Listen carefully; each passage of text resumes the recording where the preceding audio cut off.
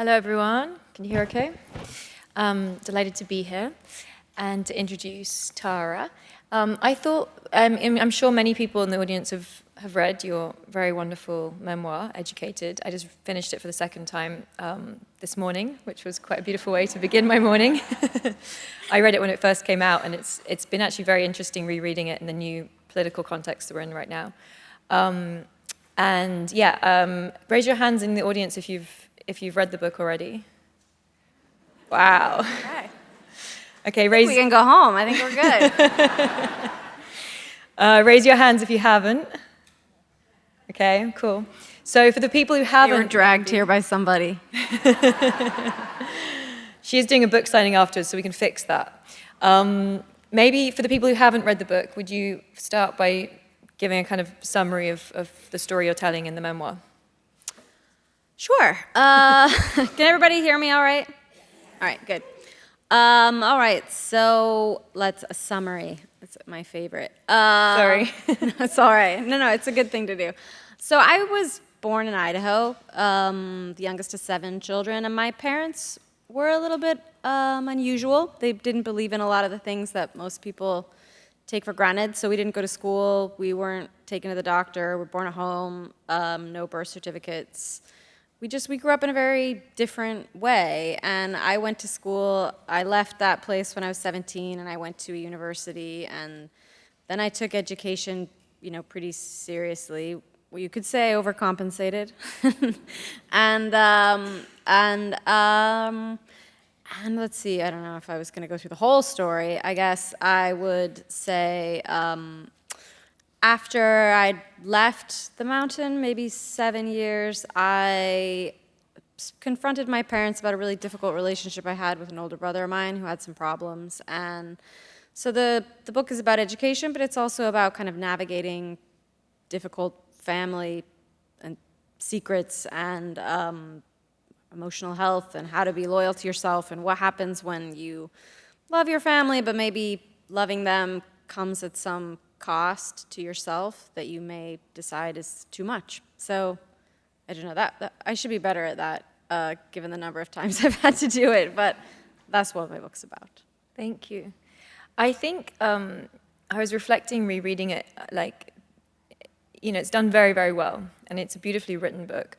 And I was thinking also of its resonance, and it struck me that it seems to operate on 2 levels. One, and this is obviously a very subjective perspective, but one, that it's a story that feels very, very unfamiliar. I think to many readers, hopefully, it will feel like it's a very dramatic, unusual childhood you had that feels quite shocking in many ways to read about. And at the same time, it felt very familiar in some ways, because I think most people, maybe all people, can relate to the different conflicts of emotional pulls you have in family dynamics, of loyalty, of your family's kind of challenges, of their reality bubble that you're extricating yourself out of as you grow older. And to me, a big power of the book is your kind of very intimate sharing of your movement from your parents' reality to a new reality, maybe a broader reality, if you think that's fair to say. And so I wanted to ask you about that question around reality, really, of the way in which, whether you grow up under a religious kind of framework or a cult or just the beliefs of your family, and then you go into a broader set of beliefs, defined by your society, by your culture, by your education systems. Do we ever, how do we escape the realities we grow up in? And do we ever actually escape them, or do we just find new realities to choose between? Yeah, interesting question. I mean, I remember when I first published my book and I was going around telling people about how I grew up, I would get asked a lot if I thought my family was a cult. And I used to just kind of laugh it off, and I love to say, well, every family is kind of a cult, actually.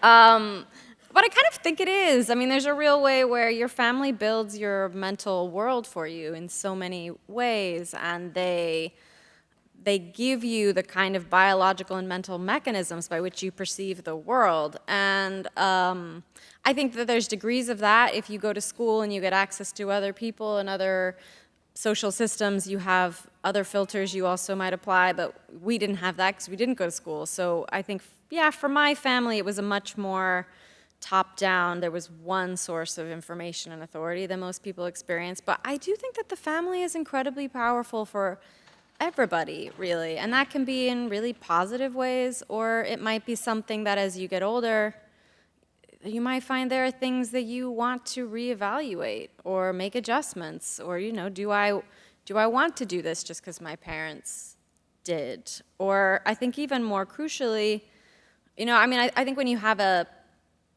dysfunctional family, like I would describe my family as a bit dysfunctional, and just a touch. And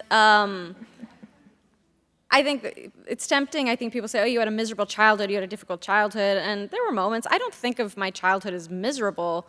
I do think, though, sometimes when you've had a difficult family and it's not childhood, it's adulthood, actually. You arrive as an adult and you have all these problems. And I like to joke a lot.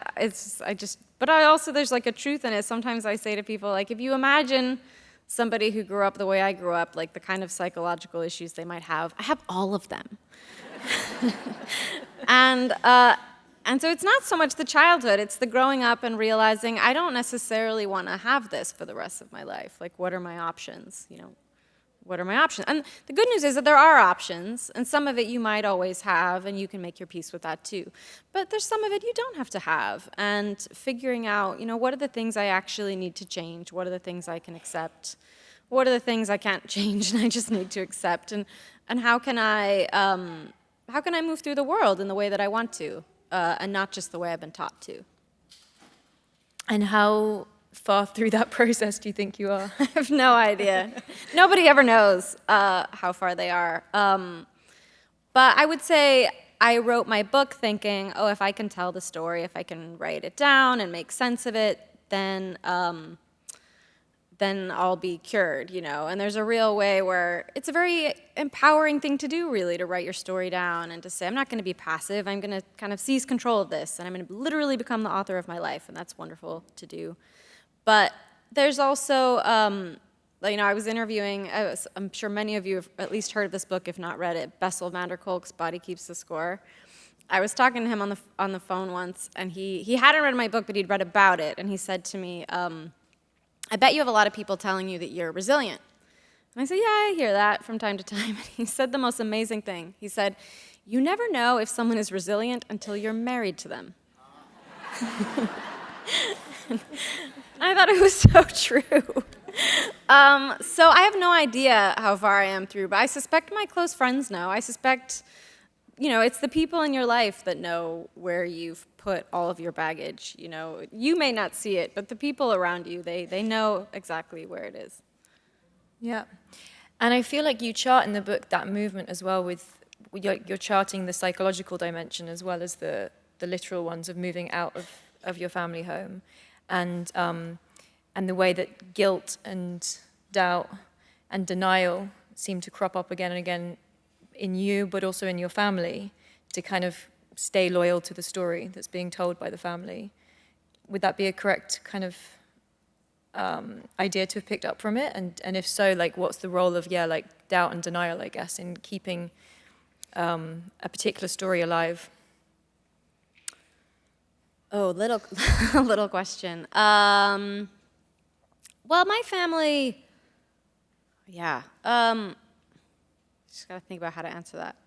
I mean, my family, I think every family probably, I think a healthy family would have a lot of different stories and perspectives because you have a lot of different people. And I think when you have different people, you get different stories and perspectives and narratives. And I think for some people that's very disturbing.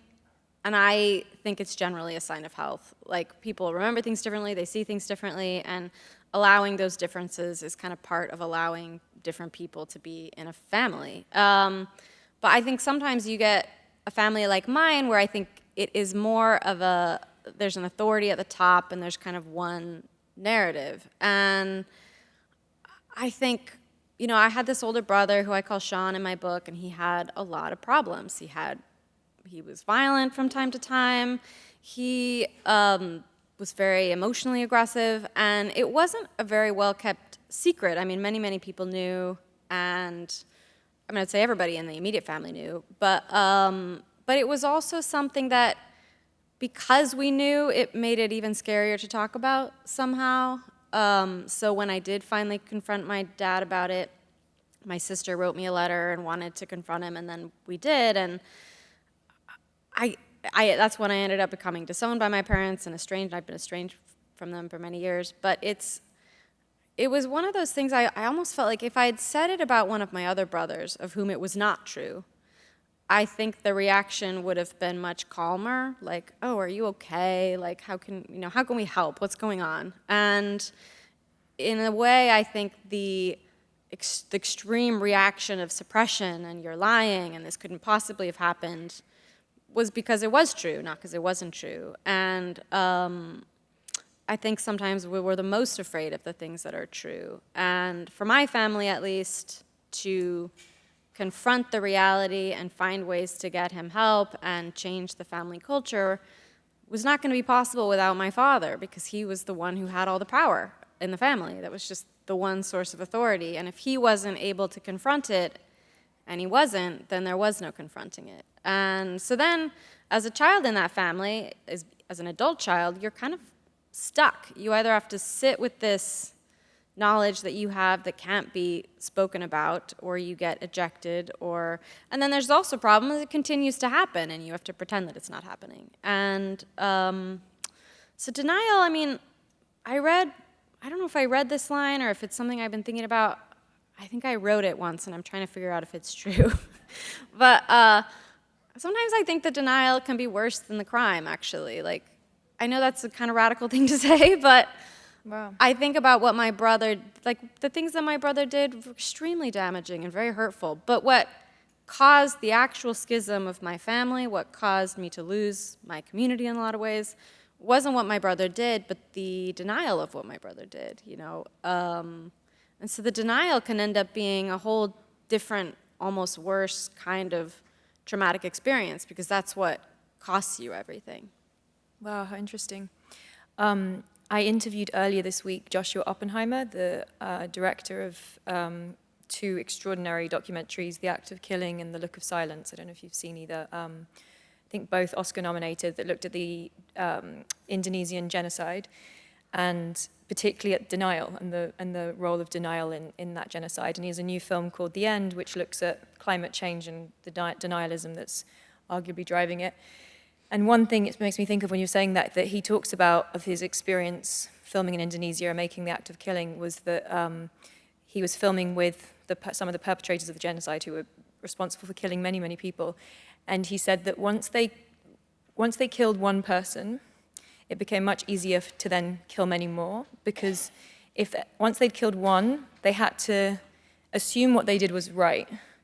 And if they assumed what they did was right, then they could do it again and again and again, or be made or encouraged to do it again and again and again. If at any point they had to say no, they just wanted to stop killing, they would have to admit that what they did the first time was wrong, and that was too hard to do. So the denial, in a way, created the genocide. That, if I've correctly understood how he framed it, is how he came to understand genocides happened. So that's super interesting, the idea that denial can be so dangerous. How are you with your family now? Like, how did they receive the publication of the book? That must have been quite scary for you. How did that go down? More or less like you would expect. There were some surprises. There were people I thought were going to be very upset about it that in the end were pretty calm and like, it's just a book. And then there were some people who were really, really supportive. And then when it did well, really, really struggled. And I had, my mother, I remember said, when I said I'd written this book and I wanted to publish it, she wrote me and said, you can't publish it because it's not the truth. It's only your perspective. It's not the truth. You can't publish it because it's not true. And then one of my brothers, I won't say which one, said, he read the manuscript and said, it's accurate. I support it. I just need you to make one change. I need you to say that, I want you to switch my name for my brother I call Sean. He's like, I want to say that I did it. I'm the crazy brother.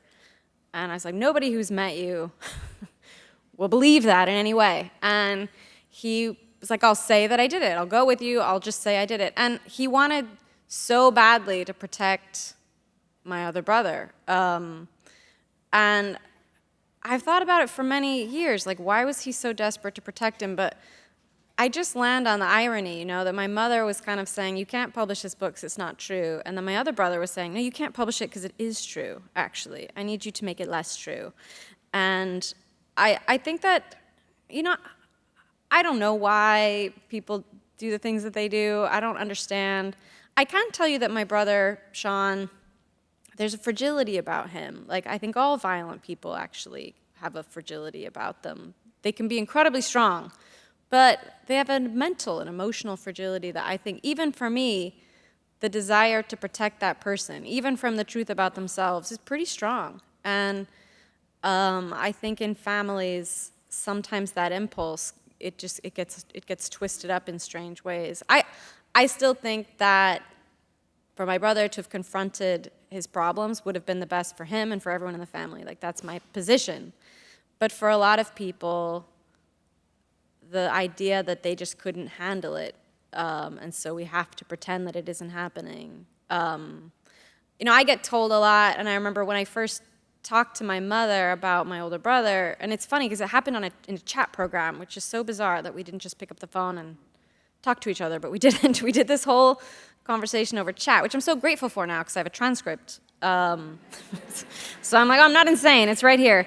You know, my mother said, oh, well, you're obviously telling the truth. Everyone knows you're telling the truth. Everyone who's met your brother knows you're telling the truth. But what she said to me, I said, well, if you've known it this whole time, why didn't you do anything? And she said, well, because he's so weak and you're fine. And I was like, I dispute that. Like, I don't feel fine. But I think that's what I mean. I think sometimes when people have these emotional and psychological problems, it can seem like they're the ones in trouble. It's so strange, and that the people that they're hurting are fine. You know, they're fine. And I've never been able to convince my mother that I wasn't fine. Just never was able to convince her of that. And I've never been able to convince her that actually confronting what his problems are is the only way he could get help. I've never made any progress with that either. But, you know, that seems like the obvious way forward to me. But. And has anything shifted in their kind of, I guess, accepting of the reality or your relationship with them since the book came out? Your parents, I mean. I mean, I think when I wrote the book, I still was trying to sort of find a way to fix the relationships. I think when I was writing the book, I used to joke around that I could forgive I joke too much maybe, but like, I'm going to write this book and I can forgive my parents for everything that happened if they can forgive me for writing about it. Like, that was sort of my idea. I've since realized, like, they really probably can't forgive me for writing about it, but more importantly, I feel like I think I've got better at accepting the fact that I can't change. I have a certain standard of the way I need to be treated to have my family in my life, and they can't get there, and I can't make them get there. And I love them, I care about them, I wish them well, I think, by and large. Not perfectly, I'm not a saint, but I do my best. But I feel like, but I just can't, I can't change them. I did everything that I could think of to make the situation better, and this is my answer, you know. And, you know, another writer once said to me, like, I wonder when you ceased to be a member of this family and became a chronicler of it. And it's like, that is kind of what happened, actually. I think that there was a point where I realized I can't stay here, and now I'm just documenting it. Like, these will always be my family by blood, like, we're related, but there's a real way where I feel like I can't be loyal to myself and remain in this system. And you wrote an essay in The New Yorker about the desire to forgive your parents. Is that still kind of in you, or do you feel you've made progress in forgiving them?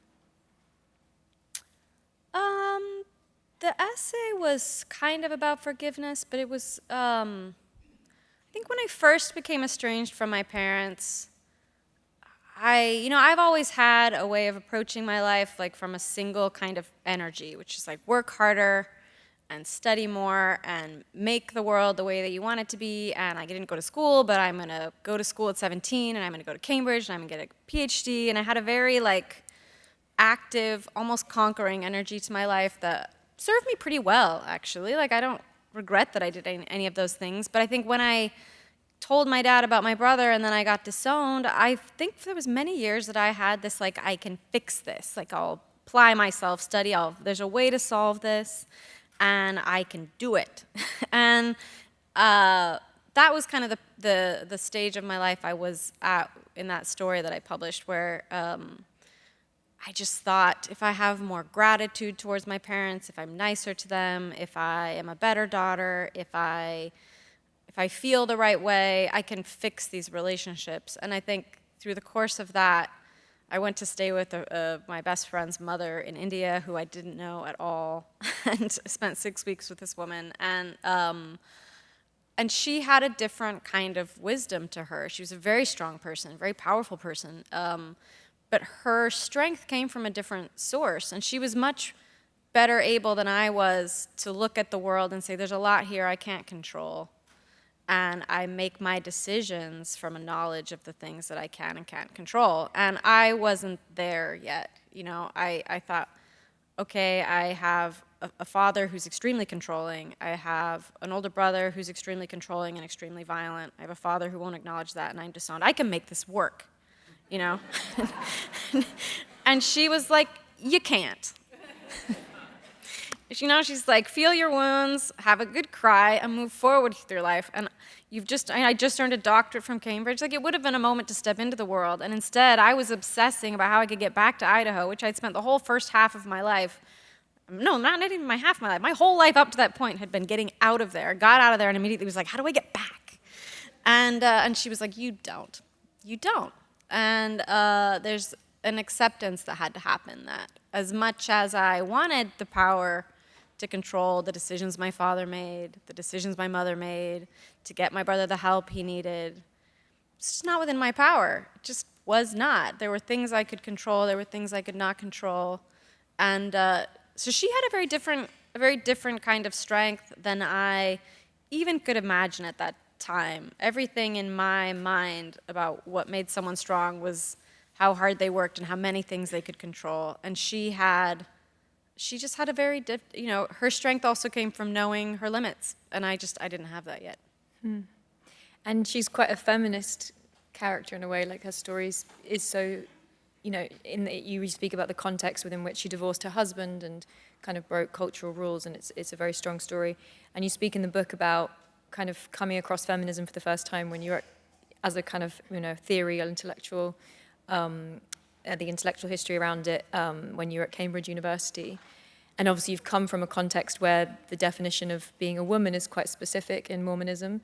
Could you maybe speak a bit to your reflections back on the gender roles in the community you grew up in? And I didn't know much about feminism when I was growing up. I don't know if I'm pretty sure when I was a kid I thought feminism was a cuss word. You definitely weren't allowed to say it out loud because you might turn into one, which turns out to be true. But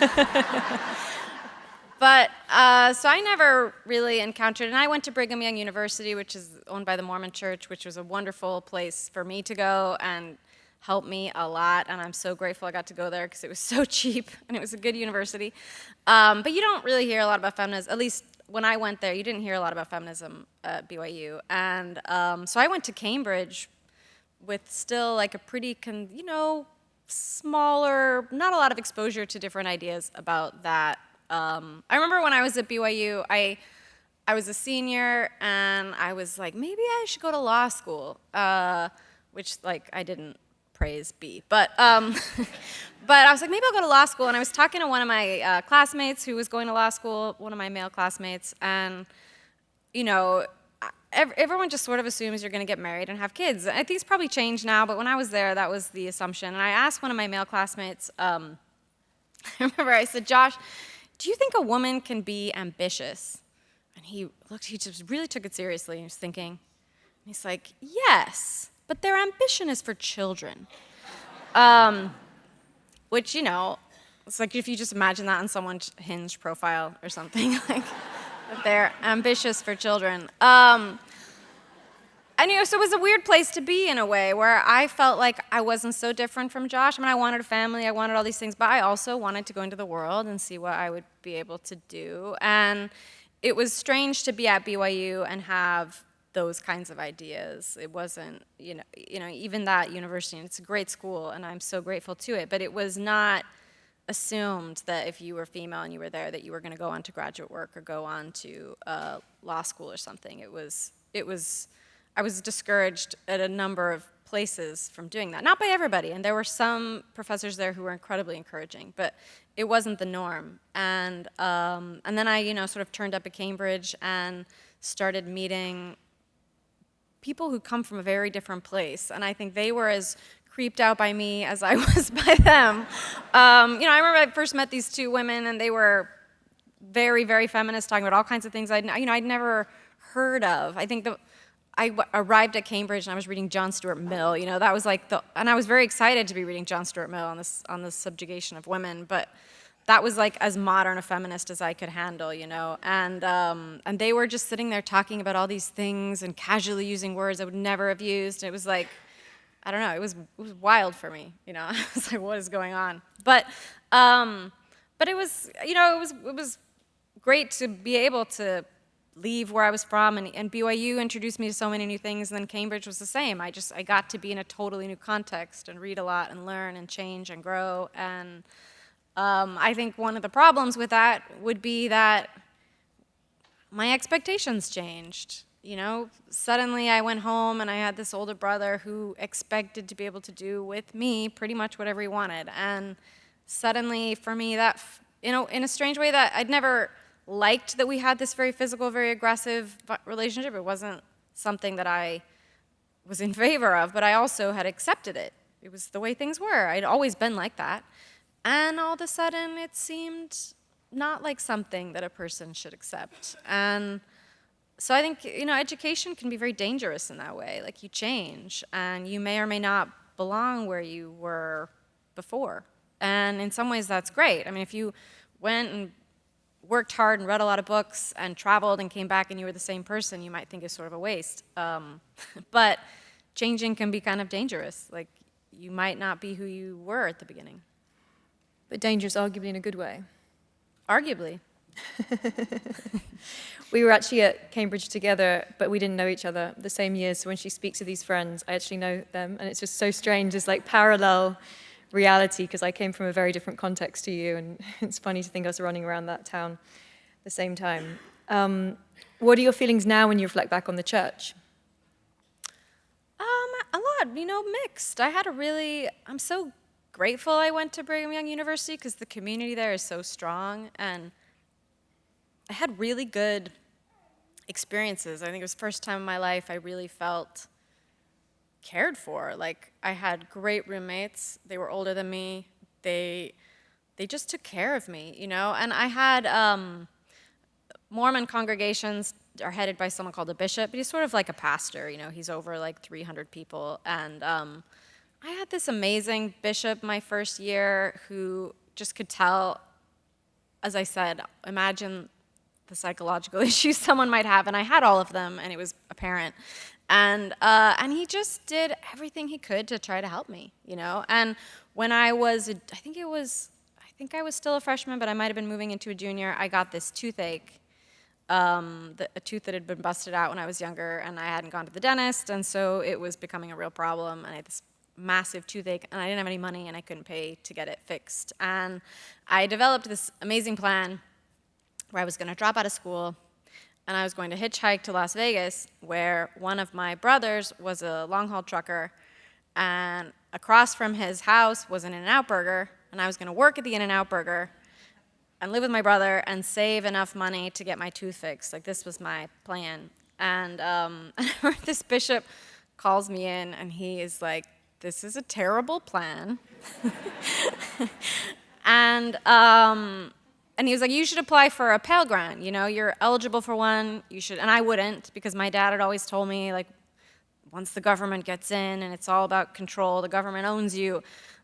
now I look at it and I'm like, well, he didn't want me to get money from the government because then I wouldn't have been dependent on him, but that's a whole other thing. But I had grown up with this ideology and it was completely unacceptable to me that I would take money from the government. I mean, how could you possibly? And so I wouldn't. And then he got out his own checkbook. He opened the drawer. First he tried to give me money from the church, and I wouldn't take that either for reasons that I can't explain. And then he got out his own checkbook and was like, I'll just pay for this. Like, just let me pay for this. And it was not cheap. It was like $1,500. And $1,500 in 2008. So it was like a really big problem I was having. And that kind of woke me up, and I realized I don't want this man to pay for my tooth. And I applied for the Pell Grant. And then, a check came a couple weeks later for the 2 semesters. It was $4,000, which, crazy amount of money for me at that time, and ended up completely changing my life. But it was really this one guy who argued with me for weeks, offered to pay for it himself, reasoned with me forever, like, what do you think is going to happen if you take this money? And, really, moments like that, like really, really tender people that I think comes from a religion like that has a strong community and a tradition of stewardship that I'm really grateful for. But I think there's also things with the church that, women's issues, gay rights issues, a lot of positions like that were not intuitive for me. Like, it's not my understanding of a loving God. And so I have these kind of 2 sets of ideas about the church. But, all my family are Mormon or LDS, and I just have a lot of respect for that religion. You spoke a little bit there of the ideology of your father, of the kind of mistrust of the government. And it really struck me, as I mentioned at the beginning, I read the book when it first came out, which was, what was that, 2020? 2018. 2018. And then I've been rereading it this week. And it's really been striking for me rereading it now that a lot of and I don't know if this is a thought process that you've been entertaining, but like that a lot of the context you're exploring of mistrust of the government is playing out in a political way now quite ferociously. And so, I'm curious if you could speak a little bit to that ideology that you kind of were sheltered within growing up, and if you see any resonance with it today playing into wider politics. Yeah, interesting. I do see it in a bunch of different ways, and maybe sorry, before you say where you see it, for anyone who's not familiar, you can speak a bit about like what the like how you would define that, the conspiracy theories, the fear of the Illuminati, like what was the different ways it manifested? My dad had a lot of different ideas, and one was the government was controlled by the Illuminati, and there were these conspiracy theories, and the public schools were brainwashing, and the doctors were actually trying to kill you, which is why we weren't allowed to go to the doctor, and like we didn't even take aspirin, ibuprofen, nothing like that. My dad said if you took an aspirin that your children's children would have birth defects. That's what the Bible meant when it said the sins of the fathers will be visited on the children. It was Tylenol. That's what he thought that was about. And no, for real, it's not a joke. It might be funny, but it's not a joke. And so he had these like very extreme ideas and chased all kinds of fads. Like he made these magnets for a while. We put on the water pipes, and that was supposed to purify the water somehow.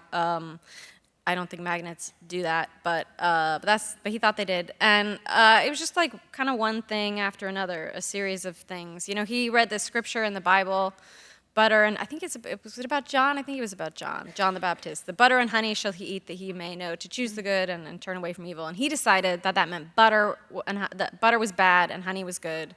And so we weren't allowed any dairy products when I was growing up. And I think my dad was just lactose intolerant. Like I think he got a stomachache when he had milk, So then he's reading Isaiah one day and he's like, this makes sense, And so it gets applied really broadly. So there were just a lot of ideas and conspiracy theories, and especially around medicine. And so that's like the one side of it, is just a complete rejection of experts and science. And I don't know, I was joking with a friend the other day. They got their MMR vaccines because they hadn't had them, or they thought they'd expired. I don't know, but they were really worried. They're like, under RFK, now we don't know what's going to happen to the vaccines. And we were sort of joking. I was like, well, now everyone gets to be raised by my parents. Like, basically, when it comes to vaccines, like my dad is now running the country, and enjoy that.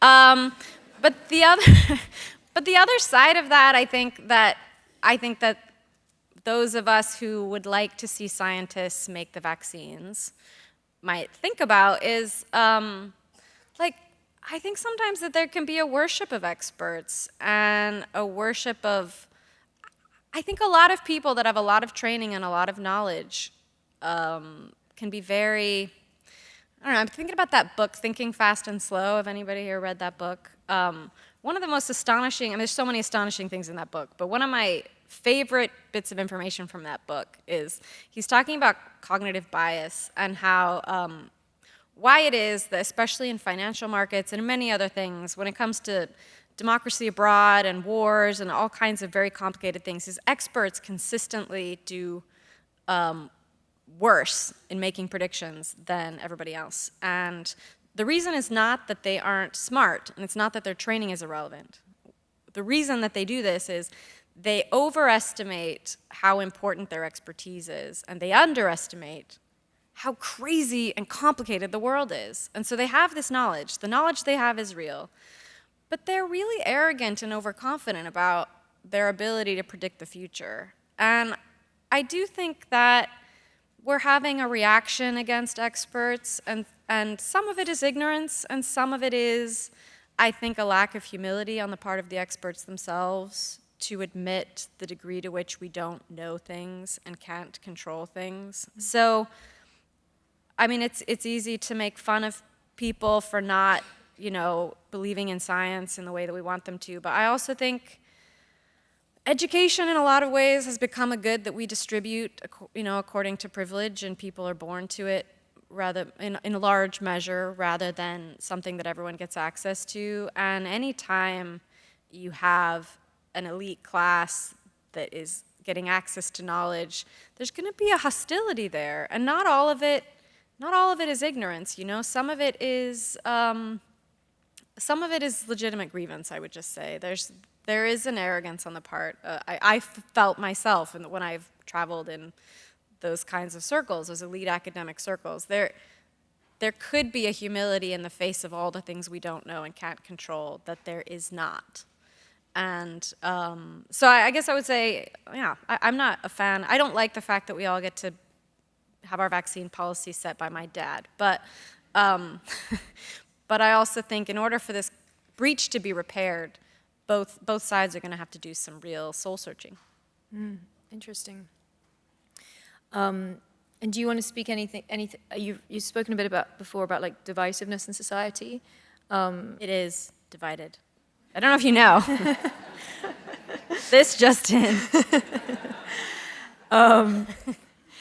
And there's loads of ways you can look at division: left, right, rural, urban, etc. Are there any ideas you have for helping to bridge divisions in a time? Me personally? Like a bit like you just said, that the two sides need to come together in terms of humility and openness, I guess, on the trust debate. But Boy, well, there's so many different ways that you could look at it, and I think I come back to how difficult it is to persuade anyone of anything when the only interest you have in them is in persuading them of something. It's actually just kind of impossible.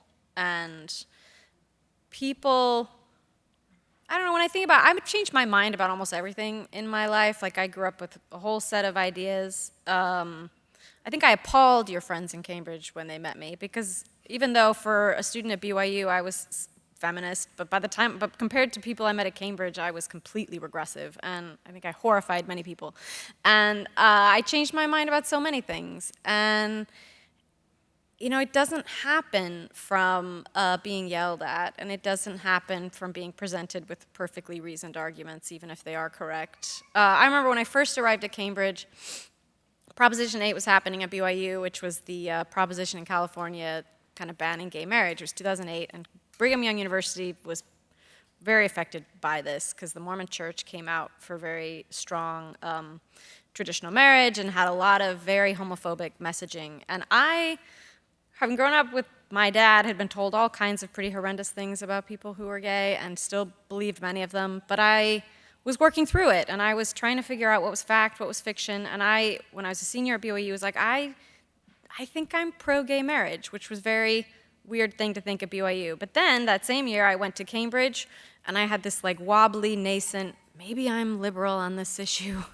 terrifying, and everybody there was completely sure of what they thought, and I got into this argument with someone, maybe my first day, maybe my second or third day, and weirdly, when I was surrounded by all these very, very liberal voices, I returned back and I was like arguing my old values, and I argued with somebody about gay marriage for like, I think we started around 10 o'clock at night, and I think we were sitting outside the gates of the college at 4 a.m., still arguing.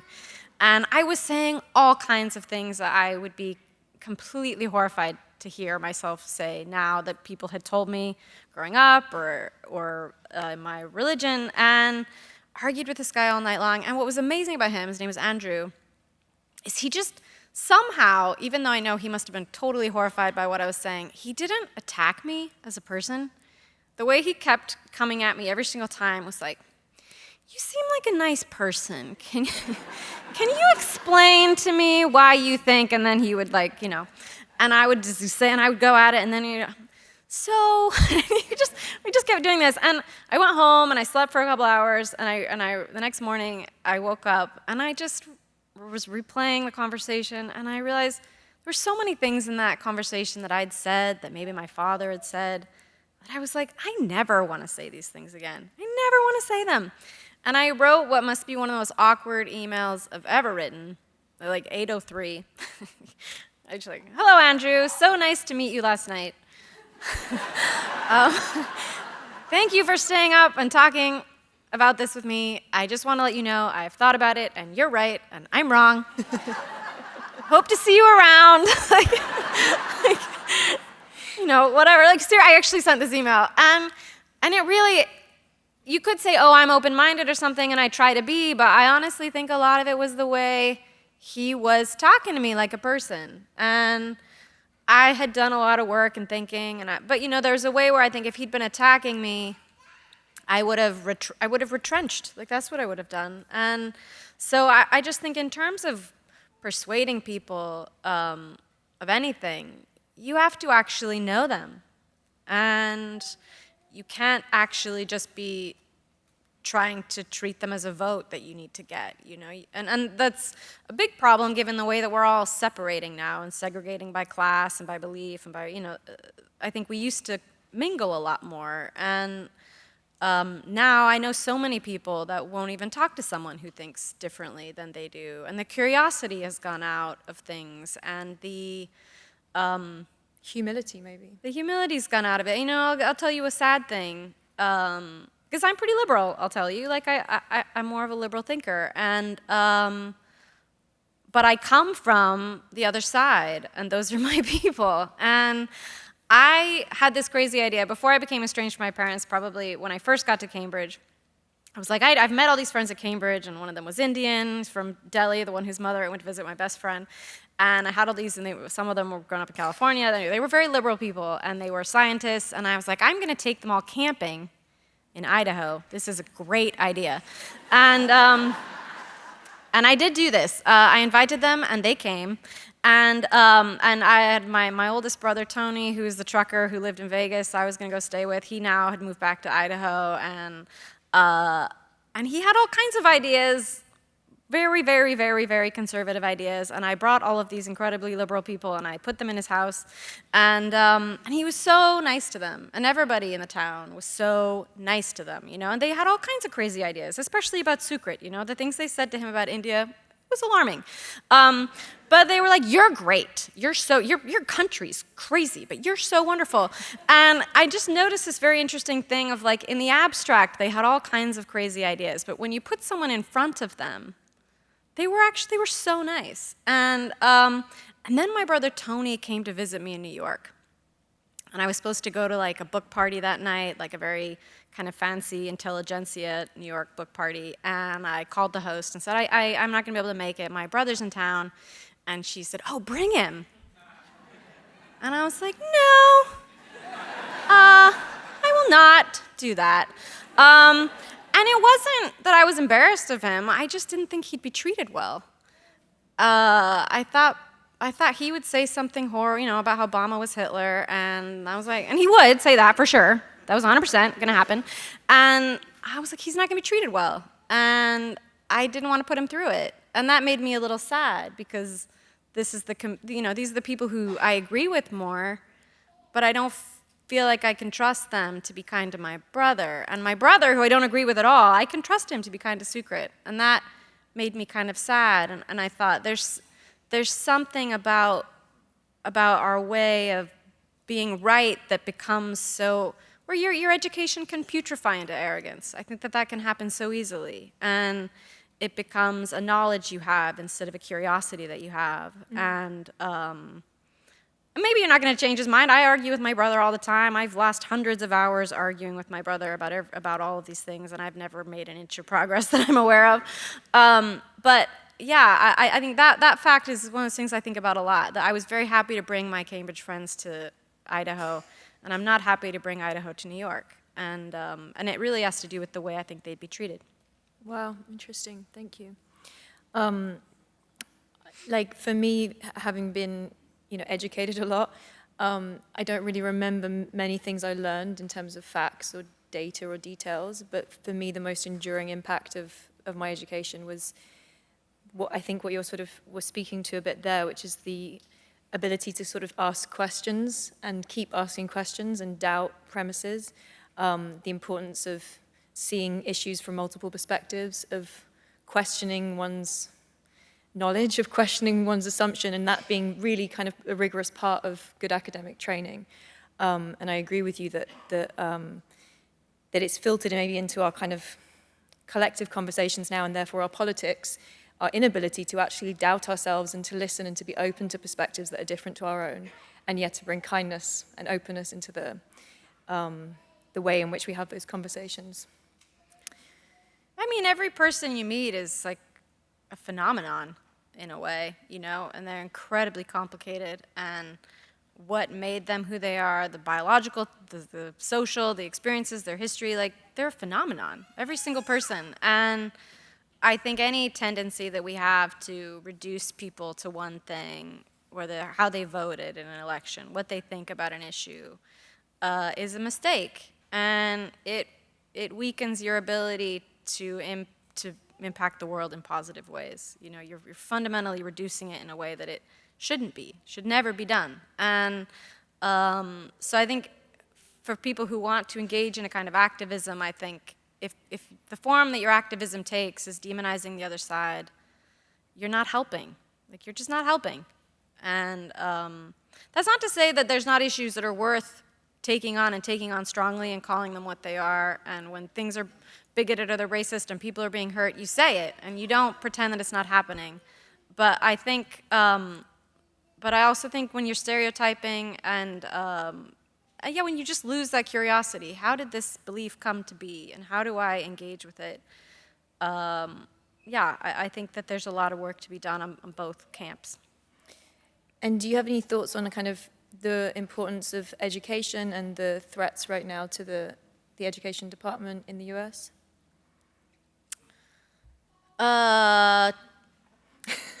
Skip. Deep concern? I'm concerned. I think everyone who's paying any attention is concerned. It's very hard to know what's going to happen. I have no idea what's going to happen, and I have no idea what the effects are going to be, and I think the people doing these huge changes don't know either, and that's concerning to me. These are really important institutions that are being bulldozed, and it's really concerning to me. So I don't know the future. I have no idea what will happen, but it's really worrying to watch. Yeah, I mean, I grew up without a Department of Education. We didn't have that, and I don't really recommend that. I don't recommend not having. I mean, we have had historically countries and societies without public education. We've had that. No one was literate. It was not a good idea. it would be better not to return to that, in my opinion. I'd love to ask you about your next book you're working on now. What can you share? It's funny, I did an event last night, and the first question I got was, so it's been 7 years since your last book, and you've published nothing else. It's like, thank you very much. It is, however, true. Yeah, I am working on another book. It's been really annoying because my first book I wrote really fast. I wrote it in a year, I revised it for a year, and it was all finished. And this book I've been working on for probably 3 years, and I'm getting there. There's real progress being made, but it's been really slow, and I've had to just accept that, like, this is the process of this book. But I mean, I'm interested in how, kind of where we started this conversation, that there are things that your family gives you, the cult of your family, whatever your family was, a good cult or a bad cult or the mixed cult, whatever your culty family gave you, you carry around with you. And I'm interested in how we change those things. Like, how do we actually choose a different life? And maybe you can leave physically and get an education and think you've changed very much. And then, as Bessel van der Kolk said to me, like, you never know if you're resilient until your partner tells you if you're resilient, and they know. And so I'm interested in those kinds of, how do you leave emotionally and mentally, and not just how do you leave physically. And education is part of it, but it's definitely not the whole answer. And writing the story down is part of it, but it's also not the whole answer. So I'm looking for more of the answer. And can you divulge any of the other answers you're finding or looking for? Not well. I feel like I might give you a very soupy, confusing answer. I mean,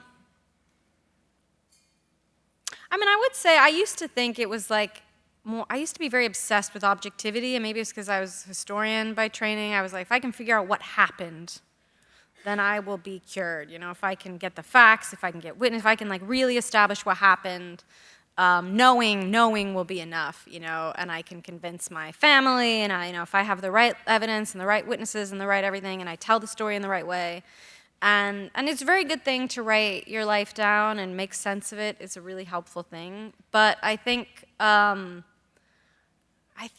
now, as I've tried different things, even psychotherapy, which was something I really avoided for a long time, I think in some ways I wrote my book because I thought if I wrote the book I wouldn't have to go to therapy. I think I was like, that's how badly I didn't want to go to therapy. I'll write and publish a book. But I do think there's different ways to tell a story. And there's the way that you tell it where you kind of seize control and write it down. I'm not a victim of this anymore. I'm gonna write it. And I think that there is a deeper way yet, which is more what that wise woman in India, Madam Betty, where you surrender more. And it's more of a yielding energy that it took me a lot of years to even realize was its own form of strength and not a form of weakness. You accept that there were things that you were not able to control, and that these injuries happened, and you stop denying them, and you feel them, and you accept the truth about your life. And that's it's a different energy, and it was very different from the energy that I had lived my first, say, 25, 30 years in, which was that more conquering, like, I will work harder, I will study more, I will apply myself, I will understand. And this is a much more mystical process that I think has a lot more to do with building a kind of connection to your former self in a way that to me was always very unpleasant. I've always identified with my adult self, like my rational thinking self. And I think in some ways you meet these people, and I've been one of them. In some ways I still am one of them, where the battle is internal. You know, they're fighting with other people, but they're also fighting with themselves endlessly. And I have been that person, and I'm still in many ways that person. And I think there's a way of making peace with the things that have happened to you that it's a very different energy. It's more that energy that Madam Betty had, the woman in India. And I'm still learning it. Can you imagine a future where you're writing books I guess what I'm asking is, can you imagine you'll get to a point where you've so let go of the past that you'll write books that have nothing to do with the past? One can only hope. And you use the word mysticism there. I'm curious to ask, having grown up in such a strong religious context where the idea of faith, the idea of the devil was so kind of seemed so potent around you, how that lies with you now, and if you identify as being spiritual or religious or... Oh, I have no idea. I mean, when I say mysticism, it's like I don't know. I think you get a lot when you realize that human beings, including yourself, are not actually rational. You know, they're just not. And if you only engage with yourself on rational terms, you're missing out a lot. There's a lot more there. And I think what I did realize when I finally took therapy a little more seriously and realized, like, the choices, you know, and for me, it was like I moved to New York City, my book came out, it was doing really well, and I started dating this person that reminded me so much of my dad, and was so messed up, it was so good for me because it was like a huge wake-up call. It's like, healthy people do not date this person. Ergo, I'm not okay. And I went to therapy, you know, I was like, fine, the book did not work. It helped tremendously, it did not work. And I went to therapy, you know, and I started learning, and initially my whole approach to therapy was like, explain it to me, when I understand it, I'll be fine. And he was like, that didn't work. Why do you think it will work again? Like, you explained it in all these words, you published it, here you are. And I think, you know, the mind isn't that rational, and there are reasons that you might try to speak to your mind on its own terms, and it's just not always a rational thing, your mind. And that's what I mean more by mysticism. There's like a way of processing traumas that happen to you that may or may not be rational. It may or may not make sense, the things that you need to do. It might offend the older adult part of yourself. It's just like, get over it. You know, and it might be that that part of you needs to take a break, and you find other ways to speak to yourself. And just the mind is incredibly mysterious, and parts of it are rational, and a lot of it is not. And I felt like I made a lot more progress and genuinely became a lot happier when I accepted I am a rational being, and I am also an entirely irrational being. And both of those things are true. I think it can also be that when you have, like, I mean, the body keeps the score. When you have pains or traumas in the body, that the mind can become very, very active, and a lot of very, very intelligent people have developed the capacity because they're escaping the pains in some ways. Yeah, I reread a book by Alice Miller last week, and I was really struck by, she has this paragraph, and she says, a lot of smart people are really, really, come to therapy, and they're in serious distress. They're so smart, it doesn't matter. And she says, you know, it's not what you can see through that makes you insane. It's what you can't see through that makes you insane. And no matter how smart you are, there are things about your life that are hidden from you. You don't see through them. The wool's been pulled over you, and no matter how intelligent you are, and in some ways maybe because you think you're so smart, that wool is very thick. And I don't know, I was very struck by that. It's not what we see through. You think you understand it, but there's things you don't understand, and that's where you have to go toward. Yeah, and the being smart, rational can be a defense mechanism in a way, I think. In a big way. Yeah. We spoke a few weeks ago about this Mary Oliver quote, and I thought it'd be nice maybe to end on that. We don't have to necessarily go into her story, but I was referencing to you this quote from Mary Oliver. Someone I love once gave me a box of darkness, and it took me many years to realize it was a gift. Do you feel, you know, there's a lot of darkness, dare I say, in your story, in the book. It's very, you know, violent, as you say, challenging experiences you had as a child. And yet it's made you who you are. And it's a big part of the journey you've been on. Are you able to see any of that as gifts, or how do you look back on the experience you had, and if you could change it, would you? I don't know. I don't think about if I could change it, because you can't. So it's your rational side again. I just leave that. No, I actually think it's the other side. I think that my rational side was like, I can change it by writing it and taking control of it, and like I'll be as if it never happened. And I think now I'm like, it happened. And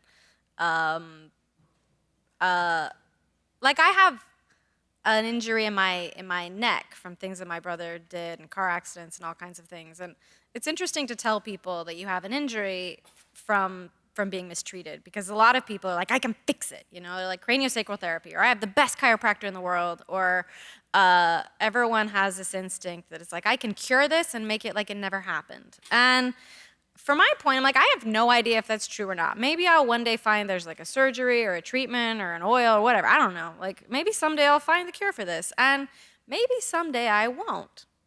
And this is just what I have now. And I think for a long time, and that was the more conquering energy, where I was just like, I will fix this. I'll find the cure. I'll fix it. It'll be like it never happened. And now I'm like, it probably will stay around. And I can accept that just fine. Like, I've had many gifts in my life. I feel so fortunate in a grand way.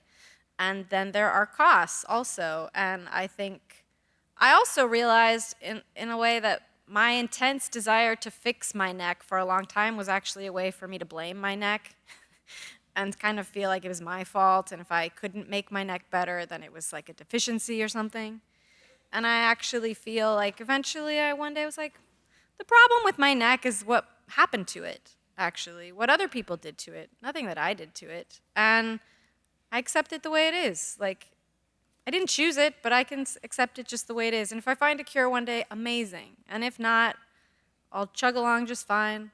And that is a different, more accepting energy than I had when I was younger. And I think, for me at least, like a much better way to live and think about my life.